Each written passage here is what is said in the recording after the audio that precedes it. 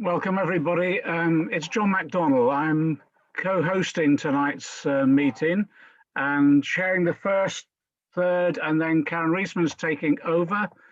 We've got a mass of speakers, and I'm not very good in the chair. I'm not very disciplined, so I'll rely upon them to be disciplined. Karen's much better than me at sorting these things out. But look, many of you may well have heard about People Before Profit or been at some of our meetings. We sort of came together as a group in the early stages of the pandemic. And if you remember at that stage, it's not changed that much, actually. It was a large number of people who were, well, being forced back into work despite the pandemic really raging as it is now, and people's lives are being put at risk, their health was being put at risk. There was a lack of support, financial support. People were hitting, well, real hardship and poverty, and some having to go into work purely as a choice between whether you endure the hardship or whether you put your health at risk. So we came together and we linked with a whole range of trade unions who were campaigning for safety at work and safety on sites. We were then campaigning for proper financial support for people. And in particular, of course, we were trying to make sure that our public services received the funding that they needed in this COVID crisis. And what's come out of that is just, I suppose, a movement for solidarity. And all of these meetings that we've had under the banner of People Before Profit is all been about solidarity for people, workers in struggle, basically.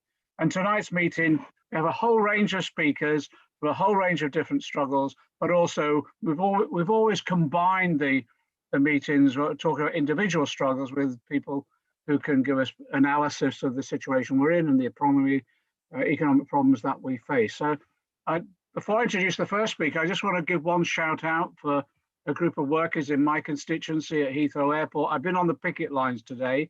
Unite have come out on strike at Heathrow. Why? Because of Heathrow Airport. Heathrow Airport is doing a fire and rehire, cutting wages as well as jobs. £8,000 cut in people's wages. It's just appalling. And people need to know, really, in my constituency, I'll have whole families who work at Heathrow Airport, completely dependent on the airport for their livelihoods. And what this will do, even though we're facing a pandemic, which is actually temporary, we will come through this in the next year or so. They're introducing permanent wage cuts, and it is appalling. Plus all the usual victimization and targeting of trade unions as well. Anyway, all I want to report proudly that my constituents are out there on strike today, 6 o'clock this morning on the picket line, and it is solid. And what is incredible is the community support that they've had. Local councillors going down there, local MPs in West London in support, and local communities right the way across the piece. Unite went to one of the Sikh Gurdwaras to actually explain the strike, got incredible support. The same in the mosques and all the other religious groups. So I just want to say thanks to all those who've offered their solidarity. But tonight, let's send our solidarity to the Unite Heathrow strikers for the work they're doing to expose this policy of fire and rehire, because it's spreading across all sorts of different sectors. Anyway, our first speaker is Daniel Kebede. He's the Senior Vice President of the NEU, and I want to give a shout out to the NEU for what they've done to expose the threat of COVID within education and the campaigns that they've waged to protect not just their members, but pupils and parents alike. Over to you, Daniel. Thank you very much, John, and thank you very much, People Before Profit, for organising such an important meeting. I am the Senior Vice President of the NEU. We represent 450,000 teachers, teaching assistants, school caretakers and school staff. The decent people, the honest people, the humble, hard-working people, quite the opposite to Boris Johnson, actually, quite the opposite to Rishi Sunak. These people over the pandemic, our members, have proven themselves to be the backbone of our communities, keeping our schools open, providing children with learning, not just through the first wave, but through the second wave. Our schools have never closed. And what have we been repaid with? Not a pay freeze, it's a pay cut. And the government are reneging on promises. They promised to increase teachers' pay over the next 3 years. They promised to increase the pay of new teachers by 7% annually, because they knew that there was a recruitment and a retention crisis, and this decision will just make matters worse. And for what? For what, we ask? Will the government say that, you know, they can save £15 billion if they exclude NHS workers from the pay freeze over the next 3 years? But how insulting. They announced this pay freeze just days after they announced 16 billion more to spend on the military, on a space command and a cyber force. And I don't believe there's not enough money. We know that tax is being avoided by Boris Johnson's class, £427 billion globally, and the UK, one of the worst culprits. But this doesn't make sense. This isn't about austerity 2.0. Austerity has never ended. And public sector workers like teachers and teaching assistants, they spend their money in the private sector. But more than that, there has been wage stagnation for the past 10 years. We all deserve a pay rise. So let's reject this public sector, private sector divide. Whether you are a Tesco's worker, you deserve a pay rise. Whether you are a teacher, you deserve a pay rise. Whether you are a hairdresser, you deserve a pay rise. Whether you are a care worker, you deserve a pay rise. It is not children who mishandled this crisis. It is not teachers or teaching assistants. It is no one from our class. It is Boris Johnson and his class. So it is them who should pay for it. Thank you very much. Thanks, Daniel. Thanks a lot. And before I bring in the next speaker, can I encourage all those who's attending, who's watching in on this meeting, can you share it to make sure that we spread the meeting as widely as you possibly can? That would be great. Our next speaker is Fran Heathcote. Fran's the president of PCS, the Public and Commercial Services Unit, and again, has been at the forefront of the campaigns against the privatisation and the wage freezes, but also the impact on the basic public services that we need. Fran. Thanks very much, John.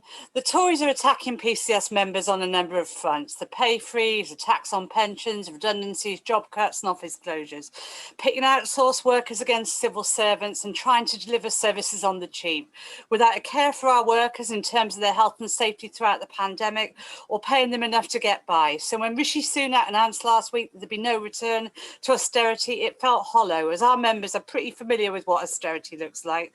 Since the pandemic began, we've really built and strengthened PCS, recruiting more members, recruiting more reps and recruiting more activists. PCS members have delivered vital services throughout the pandemic, not always popular, but vital to keep the country running. They deliver universal credit, administering the furlough scheme, keeping the courts running, the list just goes on. Lots of them outsourced, so it's not just civil servants anymore. And for a brief period, they got clapped as key workers, which whilst the recognition's very nice, it didn't exactly put any food on the table. And we know that austerity attacks the sick, it attacks the disabled, it seeks to make the working class pay for the failures of big business, it attacks the welfare state, and then the Tories and the right-wing media seek to pit people against each other. So public versus private, striver versus so-called shirker, public sector worker versus benefit claimant. And division is what the Tories and the right-wing media excel at. And our job as activists and trade unionists must be to link up our campaigns and coordinate our action wherever we can. We need to lead the fight against austerity, learning lessons from the pensions battle in 2011. We need to stand together and not allow groups of workers to be picked off. And of course, the government will try to make the working class pay for their complete failure to handle the pandemic. And what we need to do is ensure we lead campaigns aimed at rebuilding the economy and not allowing it to be decimated. To fight cuts and austerity, we need strong unions and strong organisation in the workplace and in communities. PCS has had the highest membership we've had in years now, and we've been forced to learn lessons throughout the crisis about how we engage differently, developing digital communications and generating activity in workplaces and communities. The TUC has called a meeting of the General Council on the 7th of December, next Monday, when PCS will be pushing hard for the biggest possible campaign of joined up, coordinated action, linking our struggles wherever we can. Long before Sunak's announcement, we launched our pay petition, not because anybody thought that a petition alone was going to smash the pay cap, but as a structure test, knowing that these attacks were coming, a way of engaging members in a campaign of opposition as a warm-up for future action. So I'm delighted to say that on Friday, on the back of Sunak's spending review, we got over the 100,000 signatures that we need to force a debate in Parliament to demand our members are recognised and don't just get the odd clap, but get the pay rise that they deserve. And today we found out that that debate will take place on the 14th of December. We're determined that there can be no going back to austerity and that we have to coordinate the biggest fight back against this government to defend our members and defend our caste. Yes, the period ahead will be tough, but we need to make sure everybody joins a union, whether they're in the public or the private sector, joined up coordinated activity wherever we can to stand against a vile government of millionaires for our members, our class, and for the welfare state. Thank you very much for listening in solidarity with everyone. Thanks, Fran. I'll start booking to go in for the debate now, okay? Right. What's been great, Karen and the team have always organising for the people before profit meetings, representatives from our health service and our caring services. And our next speaker is Jordan Rivera, an occupational therapist and Unison steward from Homerton Hospital, which many of you know is in Hackney in London. Jordan. Hiya. Yeah, my name's Jordan Rivera. I'm an occupational therapist on an elderly care ward, and I'm a Unison steward. So through the pandemic, my 2 elderly care wards in the hospital, they were both red wards, looking after exclusively patients sick with COVID, along with nearly all the other wards in the hospital being full almost exclusively with COVID patients. And we were looking after terribly sick people. It was an awful time. We were frightened because we didn't know if the PPE we had was adequate, and it was really shocking to be in a position where it felt we were being put at risk of catching a deadly disease simply because the government didn't want to be honest that they hadn't prepared. Imagine the fear we were experiencing while we were at work. At this time, one of our own nurses was desperately ill on ITU, and she went on to die there. We had 2 colleagues die within 2 days. The ripples of this went through the hospital and impacted on everyone. And to top this off, our colleagues were catching COVID. When the hospital was offered antibody tests for everybody, 3,500 people were tested. And in my team, all working on COVID wards, 50% of us have had it. And this compares to an estimate I've seen in the news about 6% of the general population having had COVID. So the fight that myself and other union reps had at work for PPE, that felt like a life or death struggle. I'm pleased to say we did have some success, and we were being allowed to risk assess ourselves for higher levels of PPE for riskier activities. So to find out after all of this that some public sector workers were getting a pay rise, but not us, I just couldn't believe it. Kept thinking there had been some kind of mistake. How could we have the whole country clapping for us, but not deserve any kind of a pay rise? Even if we'd only been given a small pay rise, I think it would have been something, but to be given nothing at all, I'm just not over it. And I don't think other health workers are either. I think the general public really wanted us to get a pay rise as well.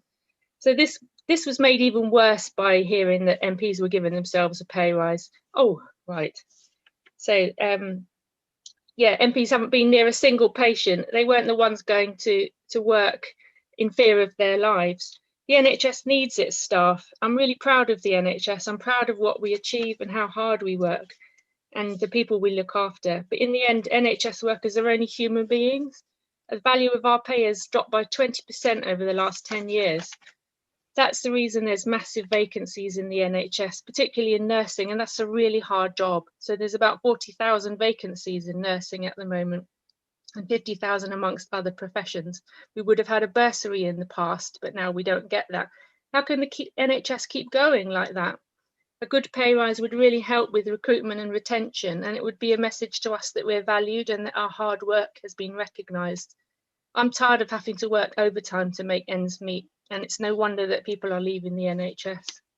Hearing last week that there'll be a continuation of the public sector pay freeze, I was furious, and my team and we had a small socially distanced protest outside my hospital on the day of the announcement. We don't want a pay rise at the detriment of other public sector workers. We should all be getting one. The most popular slogan was, "We stand together." We need to support each other and fight together for a pay rise. I hope we'll be able to join up our struggles and show this government that they can't keep throwing our lives away and walking all over us. Please support our campaign and support your health workers, and we will support you in turn. Solidarity.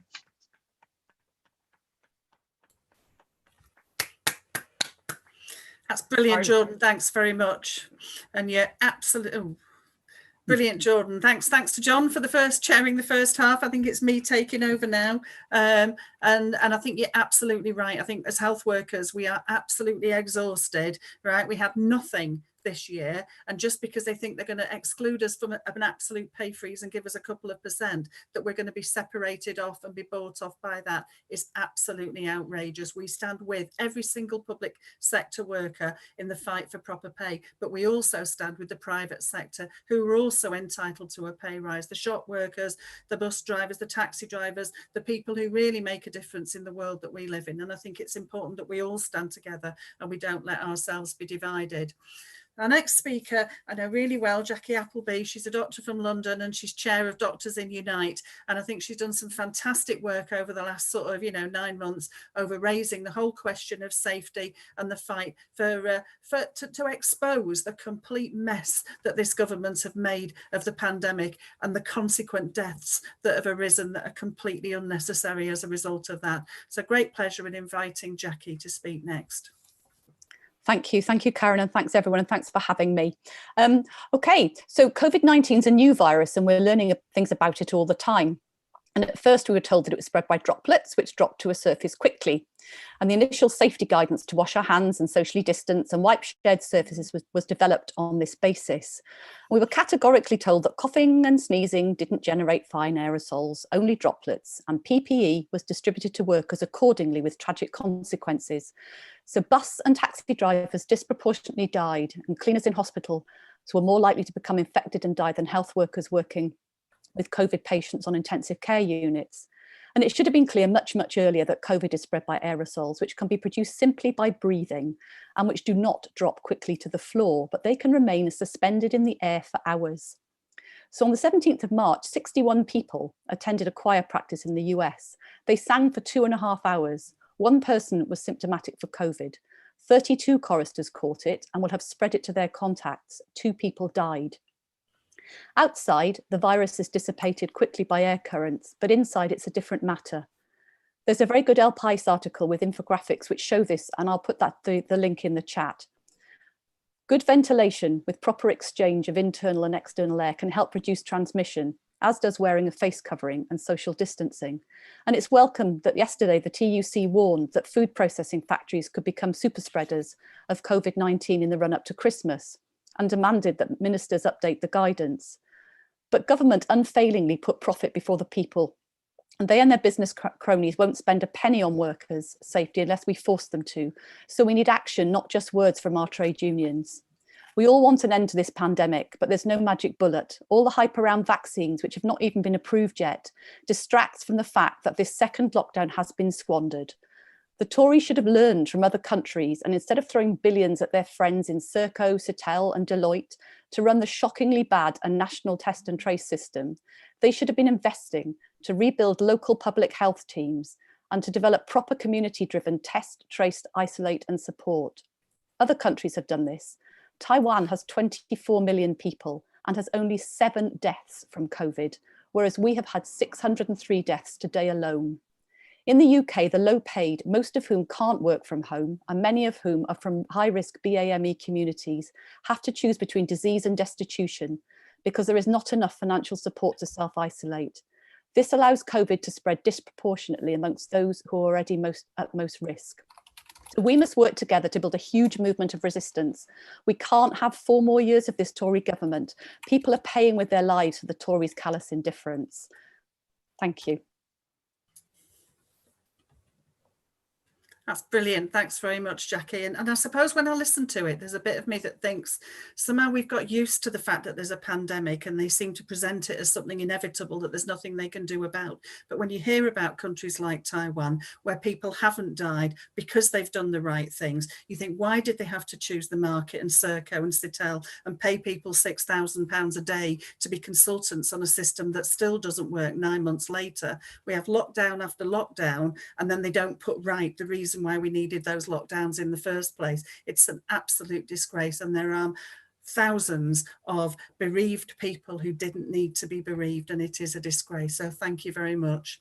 You referred to the TUC, and our next speaker is from the TUC. But before I call Sally Asquith, there are 350 people watching this so far, but I'd encourage you to share the stream and to tweet the people before profit so that we can try and get more people to watch it, because I think people need to hear what's being said today, to be inspired to go on and fight, but also to hear some of the resistance and some of the arguments that are being put. So very warm welcome to someone we haven't had speaking before, but a great introduction from the TUC Health and Safety and Wellbeing Officer, Shelly Asquith. Thanks, Karen. I want to start with a piece of news from today. Now, 4 years ago, 5 men were killed at work in Birmingham.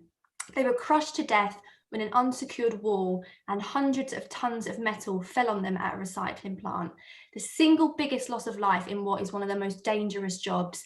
And today it was announced at long last that prosecution charges are being brought against the bosses responsible for their deaths. And while the fight is not over yet, their case must serve as a reminder to all of us the dangers of work and the need to assert the union health and safety agenda as a matter of life and death. Because whether it be a falling wall or an invisible virus, this pandemic has exposed how little those in power value our lives. But it's also shown us the strength of our collective, like the care workers in Wales who secured full pay while they isolate, recognising that the poverty payment of statutory sick pay leaves too many workers with a choice of get sick or starve.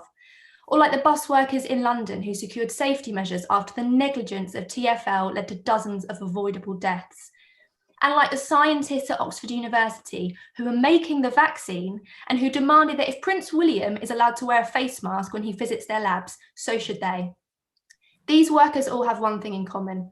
They came together through their unions, put their demands to management with a threat of further action, and won. And we should all congratulate as well the UCU members at Northumbria University who this week returned a ballot in favour of strike action in their dispute over face-to-face teaching. It's home to the largest known COVID outbreak so far, and this is the first ballot of its kind, but I suspect it won't be the last.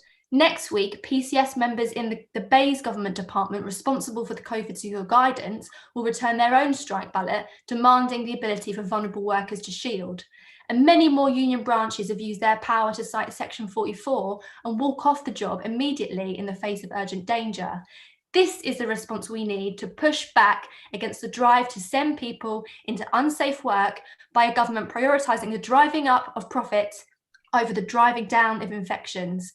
So be it in care homes, be it on buses or in recycling plants, we demand safety through proper sick pay, through enforceable rights and jail time for the bosses who dare to endanger our lives.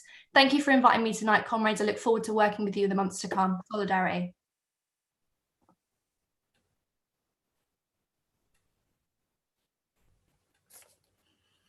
Thanks very much, Shelley. That was absolutely excellent, and I think gives a very clear explanation of, as you say, how they don't care about our lives at all. And I think it's interesting that even now, after we know the disproportionate number of Black people who've died, how still they have no active plan for how to manage or deal with that and protect people. And that's one of the reasons why we have great pleasure in inviting Sabby again from the Stand Up to Racism campaign to come and talk about the fight against racism that exists today, not just with the pandemic, but also with jobs, with pay, with all the discrimination that exists in the world. So thank you very much, Sabby. It's you next. Thank you, Karen. So worldwide coronavirus cases today stand at 63.5 million, whilst deaths stand at a staggering 1.47 million. And the UK 7-day average of coronavirus deaths is staggeringly high at 15,000. It's a scandal that the government is easing the lockdown when infections are so high. We should be strengthening the lockdown, not easing it. We all want the economy and life to return to normal, but we cannot do that whilst the virus is still raging. The government's measures are actually likely to lead to a third wave in the new year. It's great that a vaccine will be available soon, but that won't do anything to help those with infections at the moment.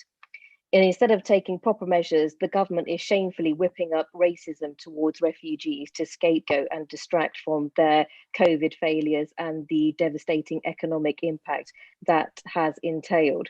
And despite the Black Lives Matter movement, COVID-19 continues to disproportionately impact on BAME communities, with recent figures showing a staggering 38.3% of patients in intensive care were from BAME backgrounds. Stand Up to Racism has launched a petition calling for a public inquiry into the disproportionate impact of COVID-19 on BAME communities, the implementation of measures outlined in the Runnymede Trust IPPR report on ethnic disparities, including isolation pay support for those with no recourse to public funds, and an end to NHS charging under the hostile environment, immediate action to create a functioning test, track and trace system with funding given to local NHS public health teams, the national lockdown to include the physical closure of schools, colleges and universities until deaths and infections have significantly reduced, and proper financial support for communities, including furlough, to continue as long as necessary, more support for the self-employed, small businesses, and funding for universities to support home learning. This has been signed by, amongst others, Diane Abbott MP, John McDonnell MP, thank you for that, Karen Reissmann, and Len McCluskey, amongst a whole range of other people. So I urge you all to sign it. And thank you very much for inviting me here. It's been a pleasure to address this very important meeting. Thank you. Brilliant, thank you very much. I know in the health service, sort of one of the horrible statistics out of the doctors that have died, 93% have been from a BAME background. In the health service, over 70% of nurses have been from a BAME background who've died of COVID. And I think they're just quite horrific sort of statistics that illustrate some of the institutional racism that still exists. And I think Stand Up to Racism have been absolutely fantastic at continuing, despite the pandemic, to protest and to make that anti-racist voice heard loud and clear, because the Tories are definitely trying to point the finger. They're trying to get us to point the finger at somebody else, to point them at migrants, to point them at black people, to point them at public sector or private sector, or say, well, at least you've got a job, you don't deserve a pay rise. And what we say is solidarity, solidarity with everybody that fights back. And that's why I've got real pleasure introducing our next speaker, who's Izzy Smitheman, who's a student at Manchester University, who's recently occupied a hall of residence in order to fight against the outrageous way in which students have been blamed for the increase in COVID that we saw when schools and then universities returned back to the term time. We knew that was happening. It was predictable. It was predicted, and yet they chose to blame the people who were the victims of it. So great pleasure in introducing Izzy to speak next to us. And just to say, we've got over 400 people. So obviously, Sabby and Shelly, you've encouraged more people in. So if you can carry on encouraging people to share the stream and to tweet, and hopefully we can get more by the end of it. Thank you, Izzy. Hi, thank you and solidarity to everyone who's spoken so far. So yeah, from a student perspective, just as you were saying, Karen, we were lied to, and we were told that we were going to be coming onto some campuses, and we were told that we would have a blended experience of teaching that was, face-to-face and safe, as well as, online on a safe campus. And obviously, as you said, they knew that that was to happen. It was inevitable that bringing so many students from around the country onto these unsafe campuses kind of caused these COVID hotspots that we've seen pop up around the country. And as soon as we'd paid our rent and as soon as we paid our tuition fees, we were then blamed for this crisis. It's no coincidence that on the third day of our first week of teaching, that it was all moved to online entirely. And that was after we paid thousands, after we'd signed rent contracts, paid thousands in rent and 9,000 in tuition fees. We were then also treated absolutely awfully when we did catch COVID in Manchester. I think at one point the kind of area where my campus is had more COVID cases than half the countries in the world.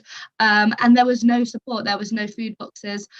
When I was in isolation, that we were told to just go to the shops and wear a mask if we could get a delivery slot, which is not just unsafe but illegal. And meanwhile, the university continues to run like a business, with Nancy Rothwell, the Vice Chancellor of my university, on over £260,000, and a lot of the senior management team on over £100,000, whilst, you know, people at the bottom, cleaners, are being forced to go into COVID positive flats, and, you know, they're allotting lecturers with voluntary severance and just treating everyone who, you know, isn't part of this kind of minority as just cash cows that they can use.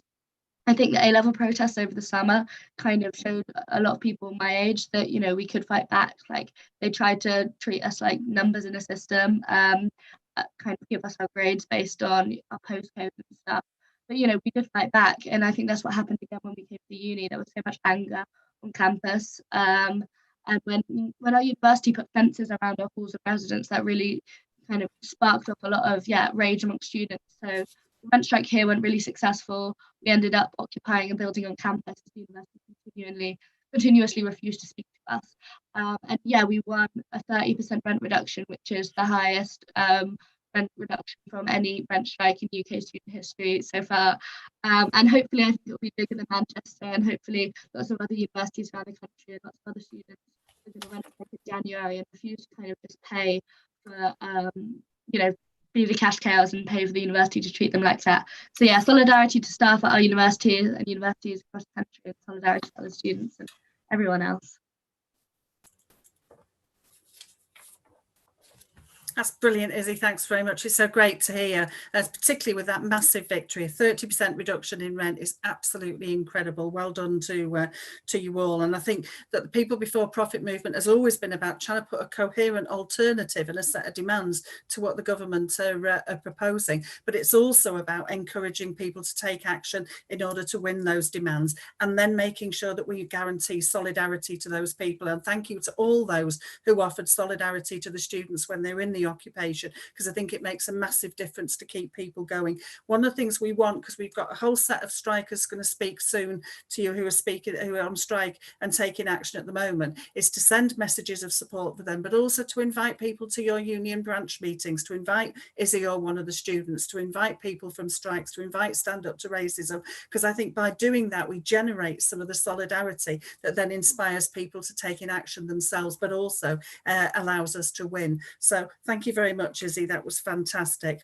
Our next speaker is Steve Turner, who's the Assistant General Secretary of Unite the Union, one of the biggest unions in Britain at the moment, that has a range of different strike action going on around the country. So great pleasure in inviting Steve. And as I say, solidarity messages we'll put up on the screen in a little bit where to send those solidarity messages to, and they are on our Facebook page and on our website if you want to get them after the meeting. Thanks.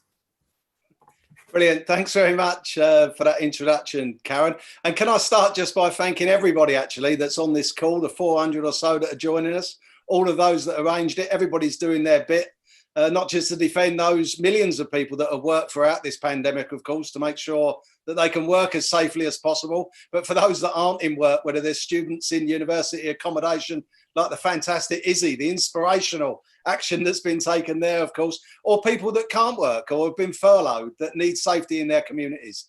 And I want to pay a huge vote of thanks really to our shop stewards from across our movement and our health and safety representatives, who are the real unsung heroes in some of this, putting in place those safe systems of work and making sure that we can all operate as well as we can in incredibly difficult circumstances that have cost too many lives to mention, of course. I want to pay a thanks to Mark, who's on a little later talking about Rolls-Royce, Kevin, who's on again in the strike section, talking about Optare, Jackie for her contribution on health, for everybody that's fighting back right now, for those food workers, those food manufacturing workers that walked off their lines without any real security behind them, but decided collectively that they were no longer going to put up with the situation they faced with no personal protective equipment and COVID spreading itself across their food prep operations. They walked out, they won, and they showed by inspiration really and direct action what can be done by so many other workers. Look, we've got lots of crises facing us here.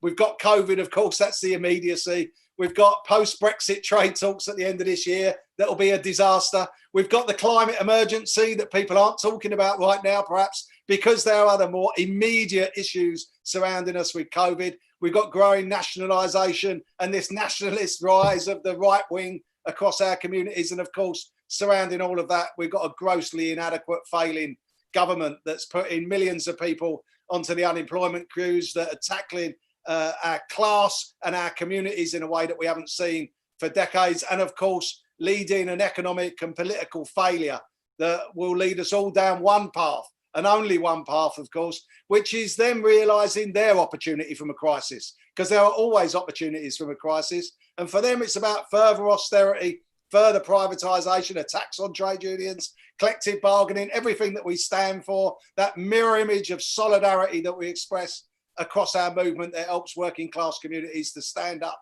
proudly, to rise up and to win on behalf of our people. Well, for us, it can be no business as usual. We don't want to go back to the insecure minimum wage job, to the housing crisis, to the food banks. We want to build back better, of course. And that's exactly what we intend to do. With full employment, with reskilling, with full employment rights, with proper, strong, confident trade unions at the forefront of leading that collective bargaining resurrection. We need that new economy, a green economy that's going to clean our cities and our towns and our skies and provide the million new green jobs to give young people in particular hope of a good, well-paid, secure, unionised job as they come through university education or simply straight from school. We need to diversify our economy. We need to make sure that it's a global effort as well. If we're going to vaccinate the UK, it's no good yet vaccinating the UK in isolation. It's a global crisis that we face. And therefore, those environmental reparations that I talk about, sharing technology with the global south and the developing world so that we can improve our environment, but also make sure that we defend ourselves in the meantime. None of that's just going to happen. We've got to fight for it. That's what organisations like you are doing. That's what this conference is all about. And that's why I stand in solidarity with you. So go for it. Thanks very much. Thanks. Thanks very much, Steve. That was brilliant, brilliant. And you're absolutely right. We live in a rich country, in a rich world, where the rich are not making the sacrifices and are not dying in the way that we're making sacrifices and dying. And you just think that we have to turn that around, and that's not going to be turned around unless we stand together and unless we stand up and fight. And you know, when they've got 16 billion to spend on the defence industry, and they've got sort of, you know, millions who are people who are making, you know, the top 1,000 people have got 750 billion pounds plus, and somehow we can't afford to pay somebody more than sort of 95 pounds a week to be off sick in order to protect the rest of the country from COVID. It's a disgrace, an absolute disgrace. Our next speaker is Grace Blakeley, who's a writer on politics and economics. Spoke at our meetings before, and very much welcome her again to speak tonight. Thank you. Thanks so much for having me here tonight. I'm going to talk a little bit about my new book, The Corona Crash, which is out now, and some of the lessons in there.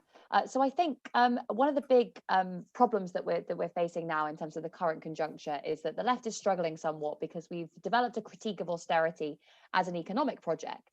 But we've never really developed a critique of it as a class project. And that's really what austerity always came down to. It's what the kind of wider neoliberal shift has all been about. And in fact, as we've seen during this pandemic, when big business needs the state, this ideology inverts. Well, the argument inverts. And suddenly we're faced with states that are saying, oh, you know, we need to spend as much money as conceivably possible on supporting big business, financial institutions, basically, you know, ensuring that one part of the ruling class has the backs of the other part of the ruling class.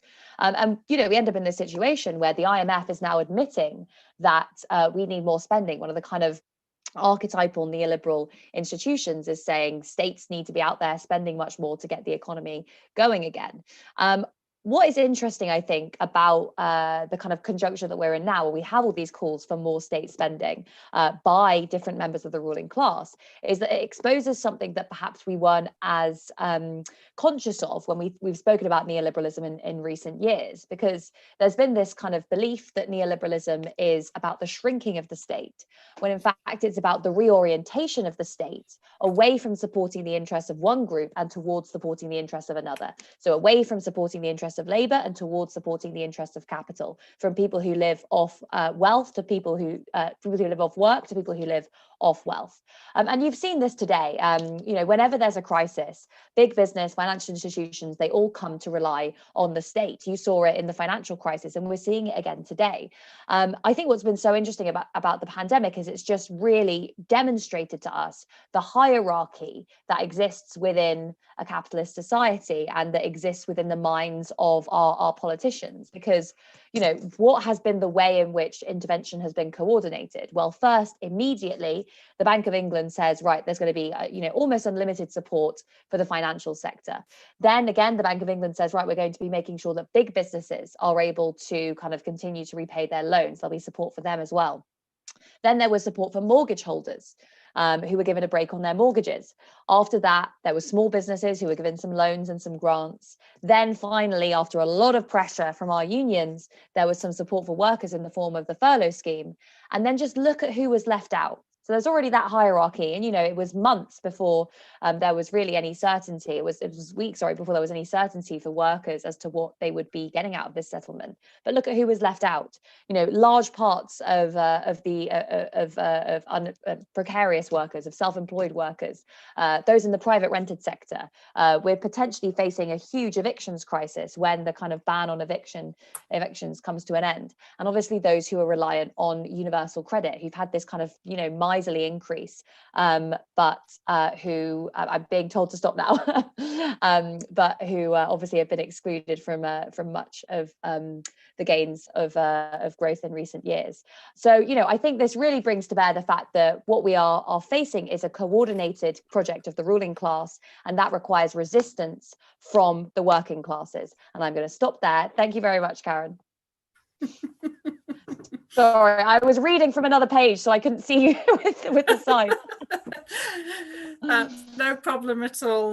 No problem at all, Grace. Thank you very much. And I think it's a good place to end, because it is about sort of, you know, it will carry on until we stand up and oppose it. And I think it does illustrate what sort of world we live in. Clearly, there is loads of money there, but what we spend it on and how we spend it is what's up for grabs. And that's something that at the moment they don't want us to have any say over. And I think we have to start to take control of that. We have the ability to feed everybody, to house everybody, and to nurse everybody, and yet we don't feed, house or nurse anywhere near everybody. And that's a disgrace in the sort of world that we live in.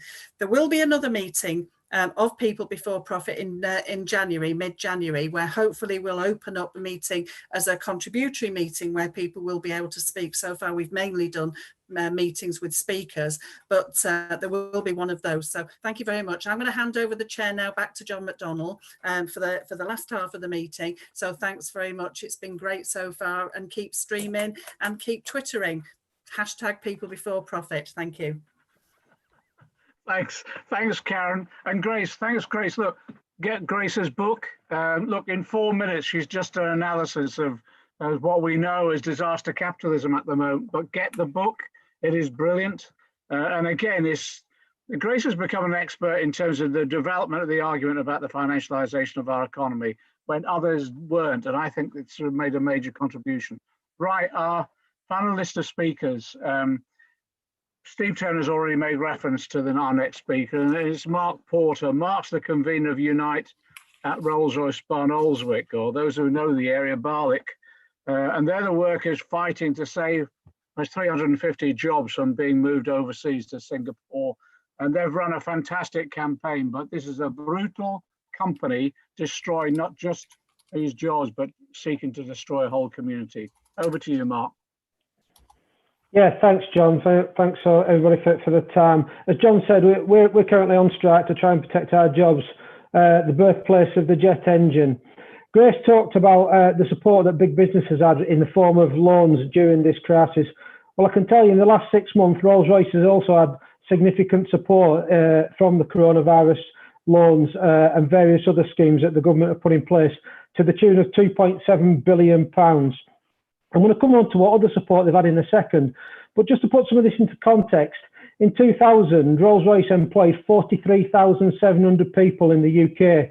At the end of 2020, that'll be down to 17,000 people in the UK.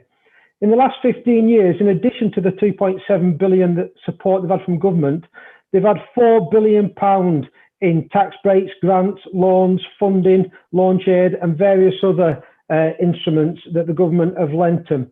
And quite frankly, in a post-Brexit world, high-value manufacturing jobs like the ones we're on strike to try and protect are exactly what this country needs. And if the government allow this and do not step in and intervene in this, then they're just confirming what we all believe to be the case, that the levelling up agenda is nothing more than another three-worded slogan from Boris and his cronies, and it's as hollow as the fan blades that we make on our site. The reality is, this country is $2 trillion in debt.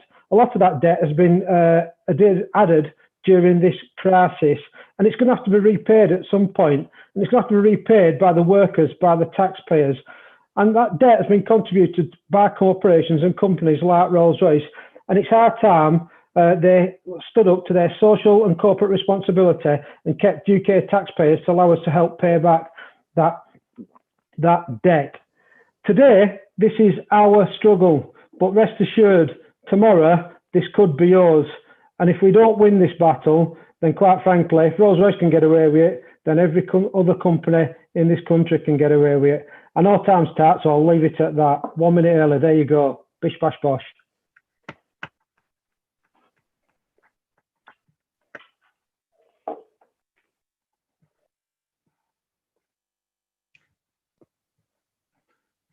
Mark, if you can pass back our solidarity message to all your Unite members at Barnoldswick, we're with you all the way, and we'll do everything we possibly can to support you in your campaign.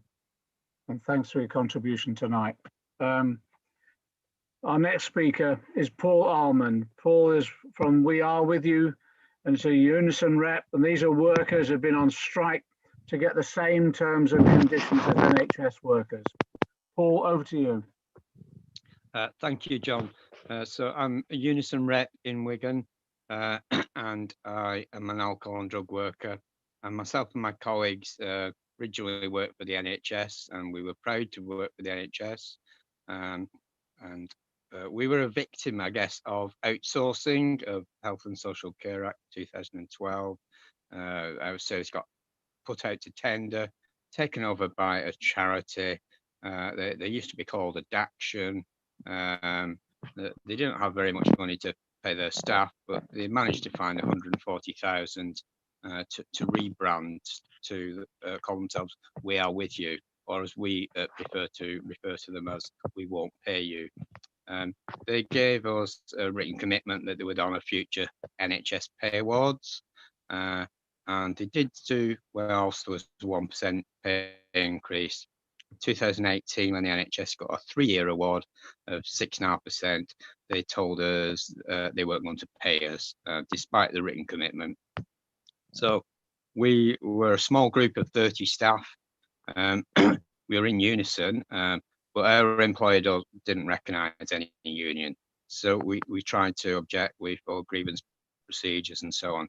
We didn't get anywhere. They didn't want to speak to our union because they don't recognise the union. We indicated that, you know, we were determined to get what we thought was a fair settlement, what they promised us. And when they didn't kind of budge, we told them we would vote for strike action. They told us they didn't think that we could strike. We balloted, got 100% support, went on strike. And at the point that we notified of strike action, they then suddenly wanted to speak to Unison. So we had a series of ACAS meetings.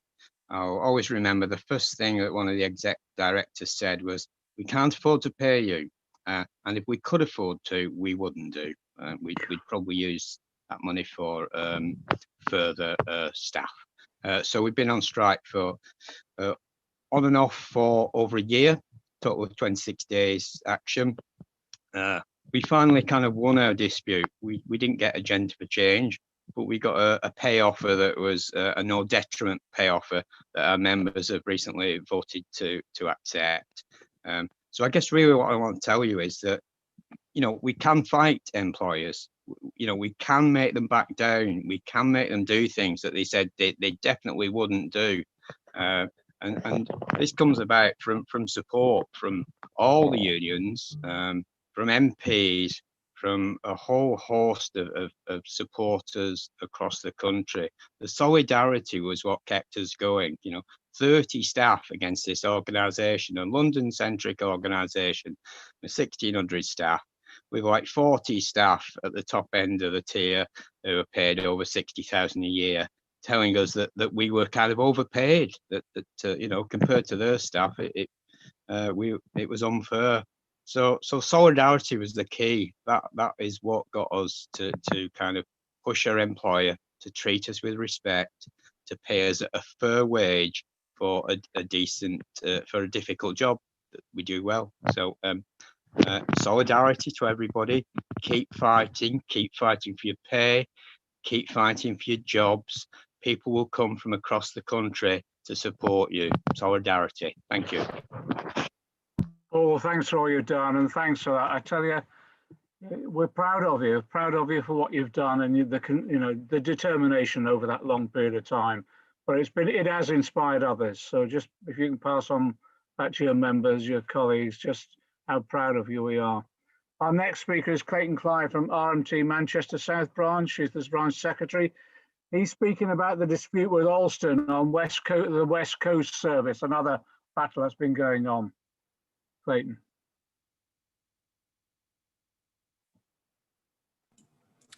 Thank you very much. Yeah, we've got in the region of over 50 members in our branch that are currently on strike, and they work for Alston. But this dispute reaches London with the Wembley depot, up to Scotland, Liverpool, close by to Wolverhampton, there's another depot. And these workers are workers that do very skilled work, technical work. They maintain the trains.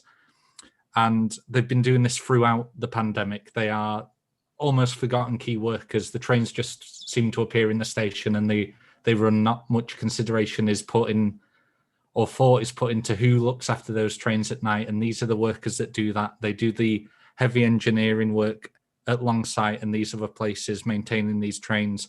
Alston, meanwhile, have £5 billion to spend to acquire Bombardier. They've got bonuses to give out to managers, some that we believe in the region of £2,000 at least, maybe more, but they're telling our members that they can't have a pay rise. They've got to have a pay freeze, which, as we all know, is a pay cut. All we're asking for is that those members are treated with respect. They worked throughout this pandemic, and to reply with just a pay freeze and that's it, no thank you, whilst your manager, whose only role seems to be, to me, taking pictures of people on a picket line, is able to get a £2,000 bonus. It's frankly ridiculous, and it makes your stomach turn. But also, this is the first of many battles that we'll see. We've got in the RMT, we've got a dispute with ScotRail. A lot of people forget the M in RMT means maritime, and we've got members for CalMac who are a lifeline between mainland Scotland and the islands. Those two are going into dispute for the same issue, a pay freeze imposed on them. And if we don't win, and if our members at Alston don't win, this won't just be an excuse this year, it'll be an excuse next year, and it'll be an excuse the year after to continue to ensure these members' pay stays frozen and that they suffer for COVID whilst the bosses are just fine and Alston gets bigger with £5 billion in the region of £5 billion to acquire another multinational corporation. Thank you very much. Solidarity to everyone in their struggles.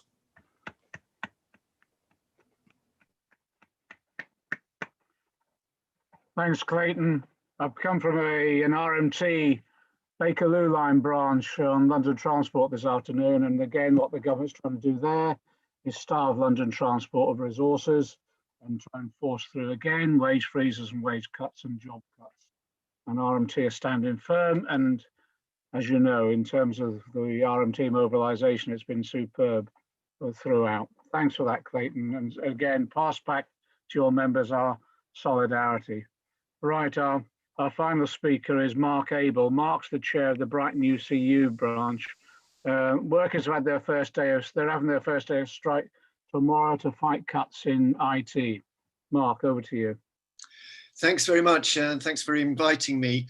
I wonder how many people saw the news reports yesterday of how many universities and how much they were fining students, had fined them in the previous period over breaches of COVID discipline and so on. £170,000 apparently in total, although there's probably more that wasn't captured by that report. And I think it gives an insight into what universities have become under the impact of marketisation and now COVID.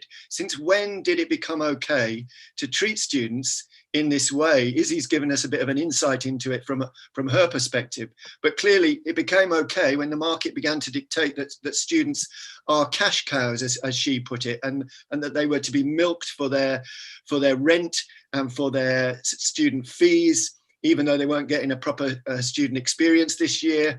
And then on top of all that, universities are fining them when they resist being locked up in their halls of residence to catch COVID. As for university staff, our bosses want as few of us as they can get away with these days. So on the one hand, many of us are being forced onto campus into unsafe conditions to do teaching that could be done online, while at the same time growing numbers of us are facing redundancy. And the atmosphere in universities has become truly toxic. Remember that these are not just teaching institutions, but they're places of research. This is where the scientists working on COVID vaccines, the epidemiologists, the members of SAGE and iSAGE, this is where those people work. So we're seeing a student movement growing, but we're also seeing a spate of disputes amongst staff taking place in universities. We've already had successful redundancy fights at SOAS in London and Heriot-Watt in Scotland. And on the way, there's a whole heap of other disputes. There's Northumbria, which Shelly referred to earlier. There's Southampton Solent, there's Birmingham, there's Manchester, there's East London University, there's Goldsmiths in London. Plus there's disputes in further education in Northern Ireland and Scotland. And all these are about redundancies or workloads or unsafe working conditions. And it really shows that university staff are not prepared to accept what's happening to them, and they're willing to fight back. But this raises the question of whether we have to resist these attacks one at a time, branch by branch, institution by institution, or whether we can join up our fights, not just across the education sector, but beyond, so that we can fight back against austerity and job losses and the wage freeze right across the board, because that's what we need to do. So at Brighton, as John said, we're out tomorrow in the first of 5 days over the next 3 weeks against compulsory redundancies to IT support staff at the university. Yes, you heard that right. The very staff who we are relying on most at the moment and who are inundated with work because virtually everything is being moved online, are being cut back, are losing their jobs, so that fewer of them are left to do that work. Our management seem to have dug their heels in, so it's going to take more than 1 day of action to shift them. And we really need to feel the solidarity coming in, both in terms of messages of support and donations to keep us going. And if you're free at lunchtime tomorrow, please join our rally as well. We've got a great lineup of speakers to kick us off on the first day of our strike. So solidarity, everyone. Thanks for listening to me, and good luck in your various disputes.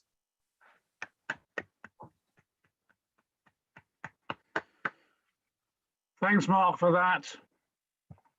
And again, send our solidarity to your members for tomorrow. And obviously, as you say, it looks as though it will be a number of actions that are needed, and we'll be with you all the way on that. Okay. That's a whole range of speakers tonight. It's been tremendous. It's just been great. And it just shows you the range of struggles that are going on, often not reported in the mainstream media, but actually they're taking place. And people are winning. They're winning as a result of solidarity. Can I just ask Karen to come quickly back in before we close, just to say what's planned in the coming months and next year in particular? You mentioned earlier, Karen, another session in the new year. Yeah, thanks. Thanks very much. We've got planned for in January a national activist meeting. Clearly, we have a national sort of emergency programme with a whole set of demands, and we want people to get that emergency programme passed through their branch meetings. We also, in unions and sort of campaigns, in community groups, in wherever you are, to get that agreed, and for more and more people to sign up to it and put their name to it. But we also want more activity on the ground. So one of the things we're going to do in the new year, we haven't got a date exactly sort of nailed down yet. We're still looking to line up with speakers, but sometime in the middle to the second half of January, we're looking at a national activist meeting with all the hundreds of people who are here on these calls to come together and actually begin to make contributions and to explain and describe what's happening in their areas, in their campaigns, in their workplaces, and that solidarity. Because I think when people who are on strike and people who are campaigning talk about that solidarity, that's what we need to do. We need to make the links between people, whether you're in the public sector or the private sector, whether you work or don't work, whether you're on furlough or whether you're working double overtime in order to be in an industry that's making hands over head profit. We need people to unite together. We did 10 years of austerity for a banking crisis that wasn't our fault. They now want us to do more austerity for a pandemic crisis that they've created by the way that they run society, both in coming and getting the pandemic and in the way they've handled it. And the mess that they've made of the economy is not our mess. There is money there. The money is there if we don't say that profit is the reason whether you can spend it or not spend it. And we want people to come together to that national activist meeting. It's open to everybody to speak. It will be on pay, it'll be on job cuts, it will be on sort of a united response about services and about all the attacks that they're trying to make, half of which are just where they're using the pandemic as an excuse to do the things that they've always wanted to do and not feel they can get away with it. So that's what we plan for the new year. Keep in touch with us via our Facebook group and via our website, and we'll let you know the details when we get the date actually set up. Thanks. Thanks everyone for attending tonight. It's been tremendous and the numbers have been fantastic. Again, we'll keep people informed of how this campaigns go on, exactly as Karen has said, bringing people together. The most important message of tonight, though, is solidarity. Solidarity to all those in struggle campaigning at the moment. Solidarity. And thanks for coming tonight.